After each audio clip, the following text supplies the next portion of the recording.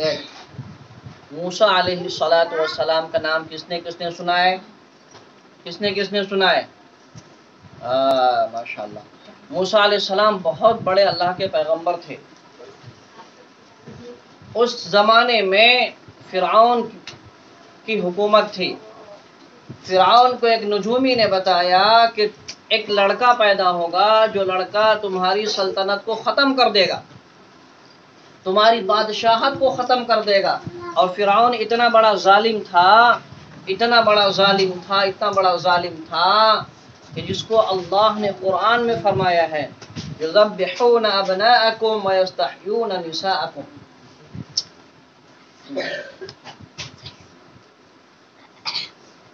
جب اس نجومی نے کہا کہ ایک لڑکا پیدا ہوگا تمہاری حکومت میں اور وہ لڑکا تمہاری سلطنت کو ختم کر دے گا، تمہاری بادشاہت کو ختم کر دے گا، تم جو لوگوں کو کہتے ہو کہ میں رب ہوں، کہ تمہاری ربوبیت کو ختم کر دے گا، تو ایک اللہ کی دعوت دے گا۔ فرعون یہ کہتا تھا کہ میں اللہ ہوں۔ کیا کہتا تھا؟ میں رب ہوں، میری عبادت کرو، میرے علاوہ کسی کی عبادت نہ کرو۔ اور کوئی اگر اس وقت میں اللہ کا نام لیتا تھا تو اس کو وہ قتل کروا دیتا، مار دیتا۔ تو نجومی نے کہا کہ تمہارے حکومت میں ایک بچہ پیدا ہوگا، جو بچہ تمہاری بادشاہت کو ختم کر دے گا۔ فرعون نے کہا اچھا ایسی بات ہے۔ فرعون نے حکم جاری کر دیا کہ دیکھو اس سال کے اندر جس گھر میں لڑکا پیدا ہوگا اس کو ذبح کر دینا۔ کیا کہا؟ جس گھر میں لڑکا پیدا ہو اس لڑکے کو ذبح کر دینا، اور لڑکی پیدا ہو تو اس کو زندہ رہنے دینا۔ سال، 1.5 سال، 2 سال تک تقریباً فرعون نے ہر گھر میں، اپنے علاقے میں، اپنی حکومت میں اپنے حکمرانوں کو بھیجتا رہا، اپنے نوکروں کو بھیجتا رہا، اور جس گھر میں بچہ پیدا ہوتا تھا دیکھا اگر لڑکا ہے تو اس کو قتل کر دیتا تھا، ذبح کر کے، ماں کے سامنے، باپ کے سامنے اس کو ذبح کر دیتا تھا۔ اور بیٹی پیدا ہوا تو چھوڑ دیتا تھا۔ ایسے وقت میں حضرت موسیٰ علیہ السلام پیدا ہوئے۔ کون پیدا ہوئے؟ اب موسیٰ علیہ السلام کی جو ماں تھی وہ سوچی یا اللہ میرا بیٹا کیسے بچے گا۔ اس نے راتوں رات ایک صندوق بنوایا، اور صندوق لکڑی کا بنوا کر کے اس صندوق میں بچے کو ڈال دیا۔ اس صندوق میں بچے کو ڈال دیا، اور بچے کو ڈال کر کے اس صندوق کو پانی میں بہا دیا۔ کیا کیا؟ پانی میں بہا دیا کہ اگر میرے بچے کی زندگی ہوگی تو کہیں بچ جائے گا، کہیں بچ جائے گا۔ موسیٰ علیہ السلام کی بہن تھی، موسیٰ علیہ السلام کی بہن دیکھ رہی تھی چپکے کہ وہ جو صندوق ہے کدھر کو جا رہا ہے، وہ صندوق کدھر کو جا رہا ہے۔ جاتے جاتے وہ صندوق فرعون کے جو محل تھا اس محل کے قریب جا کر کے لگ گیا۔ اب اس کی ماں اور اس کی بہن دیکھ کر کے پریشان کیا اللہ اب کیا ہوگا، اب تو میرا بچہ کا صندوق فرعون کے محل کے پاس جا کے لگ گیا ہے۔ فرعون کی بیوی اور فرعون جو ہے وہ محل کے قریب جو دریا تھا وہاں پہ بیٹھا ہوا تھا۔ اس نے دیکھا کہ ایک صندوق بہتا ہوا آ رہا ہے۔ اس نے دیکھا کہ ایک صندوق بہتا ہوا، فرعون کی بیوی نے کہا دیکھو یہ صندوق میں کیا ہے۔ نوکر کو، وزیر کو، غلام کو بلایا، جاؤ تیر کر کے اس صندوق کو لے کر کے آؤ۔ اس صندوق کو لایا گیا تو کھولا تو اس میں کیا تھا؟ بچہ۔ کیا تھا؟ بچہ، وہ بھی لڑکا۔ فرعون دیکھ کر کے ڈر گیا، ارے یہ لڑکا ہے تو کیا ہے؟ ہو نہ ہو یہی ہماری سلطنت کو برباد کر دے۔ لیکن فرعون کو کوئی اولاد نہیں تھی، کوئی بیٹا۔ فرعون کی بیوی نے کہا کہ اس کو ماریے نہیں، پتہ نہیں کہاں سے آیا ہے، ضروری تھوڑی نہ ہے کہ یہی بچہ آپ کی جو حکومت کو برباد کر دے گا، کہیں اور دیش سے آیا ہوگا۔ اور فرعون اور موسیٰ علیہ السلام کی بہن چپ کے جھاڑی میں چھپ کر کے سارا ماجرا دیکھ رہی ہے، سارا ماجرا دیکھ رہی ہے۔ اب دل دھک دھک کر رہا ہے کہ یا اللہ میرا بھائی فرعون کے قبضے میں چلا گیا۔ اب ادھر فرعون کی بیوی ضد پہ آ گئی، نہیں اس بچہ کو ہم کو دے دیجیے، ہم پوسیں گے، ہم پالیں گے، ہم اس کو اپنا بیٹا بنا لیں گے۔ اب بیوی کے سامنے میں فرعون کا کچھ نہیں چلا، کہا ٹھیک ہے رکھ لو، ٹھیک ہے رکھ لو۔ اب رکھ تو لیا، لیکن اب بچہ رو رہا ہے، کہے کے لیے؟ دودھ کے لیے۔ اب جتنے بھی دودھ پلانے والی عورتیں تھیں سب کو بلایا، کسی کا دودھ موسیٰ علیہ السلام نہیں پی رہے، کسی کا دودھ موسیٰ علیہ السلام نہیں پی رہے۔